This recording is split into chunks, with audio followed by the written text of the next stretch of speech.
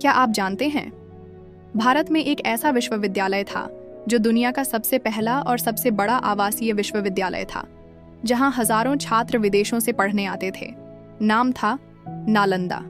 चलिए आज जानते हैं इसकी सच्ची कहानी। नालंदा बिहार के नालंदा जिले में स्थित है, जो पटना से लगभग 90 किलोमीटर दूर है। इसकी स्थापना गुप्त वंश के सम्राट कुमारगुप्त प्रथम ने लगभग 427 ईस्वी में की थी। यह सिर्फ एक विश्वविद्यालय नहीं, बल्कि एक महान ज्ञानपीठ था, जहां बौद्ध, वैदिक, गणित, विज्ञान, तर्कशास्त्र और आयुर्वेद जैसे विषय पढ़ाए जाते थे। यहाँ 10,000 से अधिक छात्र और 2,000 शिक्षक रहते थे। शिक्षा पूरी तरह निःशुल्क थी और छात्रों के रहने, खाने और अध्ययन की पूरी व्यवस्था की जाती थी।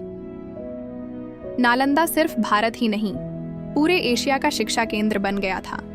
चीन, कोरिया, तिब्बत, जापान और श्रीलंका से छात्र यहाँ पढ़ने आते थे। चीन के प्रसिद्ध विद्वान ह्वेनसांग ने नालंदा में कई साल अध्ययन किया और यहाँ के गौरव का वर्णन अपने लेखों में किया है। उन्होंने लिखा कि नालंदा में 3 मुख्य पुस्तकालय थे: रत्न सागर, रत्न रंजक और रत्नोद्गार। इन पुस्तकालयों में हजारों पांडुलिपियां और हस्तलिखित ग्रंथ थे। एक पुस्तकालय इतना विशाल था कि जब उसे जलाया गया तो वो महीनों तक जलता रहा। नालंदा विश्वविद्यालय का अंत हुआ 1173 ईस्वी में, जब तुर्क आक्रमणकारी बख्तियार खिलजी ने भारत पर हमला किया।